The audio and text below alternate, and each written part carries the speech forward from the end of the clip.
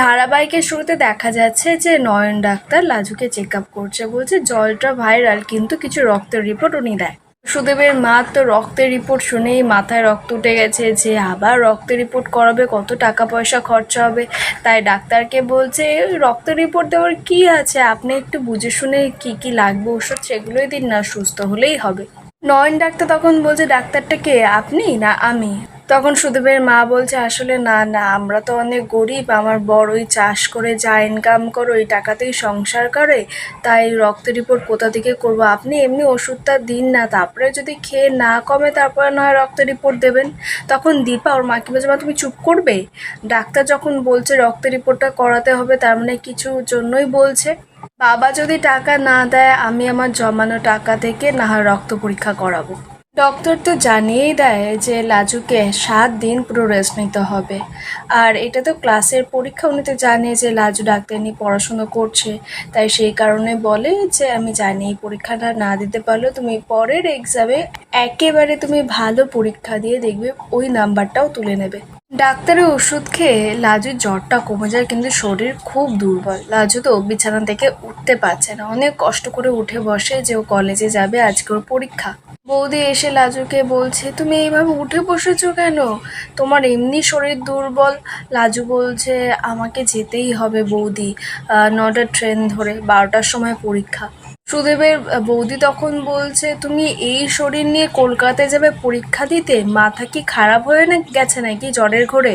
লাজু তো সুদেবের বৌদির কোনো কথাই শুনছে না, বলছে আমি ঠিক আছি দেখো না, এই বলে লাজু উঠে দাঁড়ায়, বলে সারাক্ষণ শুয়ে আছি আর ভাল লাগছে না, একটুখানি এই চেয়ারটাতে বসি। তো তখন সুদেবের বৌদি তো লাজুর জন্য খাবার নিয়ে এসছে, তো লাজুকে বলছে ঠিক আছে তুমি বসো। এবার লাজু যখন বসতে যাবে ও তো মাথা ঘুরে নিচে পড়ে যায়। বৌদি দেখেই তো ছুটে গেছে। এদিকে অনুভবের একটা বাজে স্বপ্ন দেখে ঘুম ভাঙে, তো লাজু বলে চিৎকার করে ওঠে। অনুভবের এবার চিন্তা হচ্ছে কিছুদিন ধরে খুব বাজে স্বপ্ন দেখছে লাজুকে নিয়ে।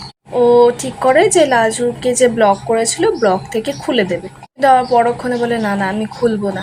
একেবারে ঠিক করে যে লাজুর কলেজে গিয়ে একেবারে লাজুর সঙ্গে দেখা করে আসবে যে ও ঠিক আছে কিনা, ঠিক মতো পরীক্ষার প্রিপারেশন নিয়েছে কিনা, আজকে থেকে তো তোর পরীক্ষা। এদিকে সুদেবের বৌদি লাজুকে তুলে খাটে শুয়ে দিয়ে খাইয়ে দিয়ে ওষুধ খাইয়ে দেয়। লাজু তারপরে ফোনটা নিয়ে ওর কলেজে ফোন করে, তো একজন স্যার ফোনটা ধরে। তো লাজু বলছে একটু প্রিন্সিপাল ম্যাডামকে দেওয়া যাবে, তো তখন স্যারটা বলছে যে তুমি কে? লাজু তখন নিজের পরিচয় দেয় আর বলছে স্যার আমি খুব অসুস্থ, আজকে আমার ফার্স্ট ইয়ারের এক্সাম, তো আমি যেতে পারবো না, তো আমাকে কি করতে হবে? তো উনি তখন জানায় তার জন্য তো মেডিকেল সার্টিফিকেট দিতে হবে। রাজু বলছে স্যার আমার গ্রাম তো অনেক দূরে, বীরভূম জেলায়। তো তখন স্যারটা বলছে তাহলে তোমার এইখানে যে গার্জেন আছে তাকে বলো একটা মেডিকেল সার্টিফিকেট জমা দিতে, তাহলে তুমি পরে একটা পরীক্ষা দিতে পারবে। আর এইভাবে কলেজকে না জানিয়ে এক্সামে পরীক্ষা না দিলে ডিসিপ্লিনারি অ্যাকশন নেওয়া হবে। এই বলেই তো উনি ফোনটা রেখে দেয়। রাজু মনে মনে আবার অনুভবের কথা ভাবছে যে ও ফোন ধরছে না, কি কেন কিসের জন্য কিছু তো লাজু জানাতেও পারছে না। এদিকে অনুভব বেরিয়েছে অফিসে যাবে বলে, প্রথমে ঠিক করে যে লাজু নিশ্চয়ই ভোরের ট্রেনেই বেরিয়ে গেছে, 11টার মধ্যে নিশ্চয়ই চলে আসবে, তো ও আরও আগে চলে আসবে অনুভব কলেজে। ভেবেছিল যে প্রথমেই রাজুর সঙ্গেই দেখা করবে, কিন্তু আবার পরক্ষণে ভাবলো যে রাজু যদি ডিস্ট্র্যাক্ট হয়ে যায়, ওর যদি মন খারাপ হয়ে যায়, তার চেয়ে একেবারে ওর পরীক্ষা হওয়ার পরেই দেখা করবে, আর আগে দূর থেকে একটু লাজুকে দেখে নেবে অনুভব।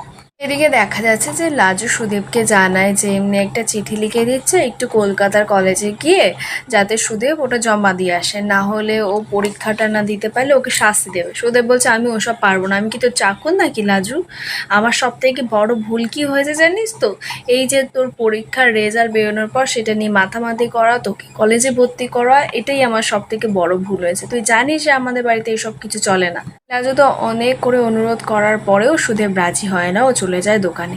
লাজু আর কোনো উপায় না পেয়ে আবারও অনুভবকে ফোন করে, কিন্তু অনুভব তো ব্লক করে রেখেছে, কোনো মতেই ফোন ঢুকছে না। লাজু এবার কি করবে, পড়েছে তো বড় বিপদে। রাজু কাজে ঠাকুরকে বলছে যে আমার ডাক্তারি পড়ায় বারবার এত কিসের বাধা আসে, আমি কি কোনো ভুল করেছি? রাজু আবারও অনুভবকে ফোন করে। লাজু এবার কি করবে, কোনো উপায় না পেয়ে অনুভবকে একটা টেক্সট করেছে, যদি অনুভব দেখে। এদিকে অনুভব তো লাজুর কলেজের সামনে এসে ওয়েট করছে। এবার অবাক হয়ে গেছে যে আর মাত্র 15 মিনিট বাকি আছে লাজুর পরীক্ষা শুরু হতে, ও এখনো অবধি কলেজে আসেনি। ও কি ট্রেন মিস করেছে? আর এইভাবে তাড়াহুড়ো করে কি কখনো আসা যায়, পরীক্ষা দেওয়া যায়? এদিকে লাজু দেখে যে মেসেজটা যাচ্ছেই না। লাজু অবাক যে মেসেজটা যাচ্ছে না কেন। তখনই লাজু বুঝতে পারে যে অনুভব তাহলে ওকে ব্লক করেছে, সেই কারণেই ফোন যাচ্ছে না।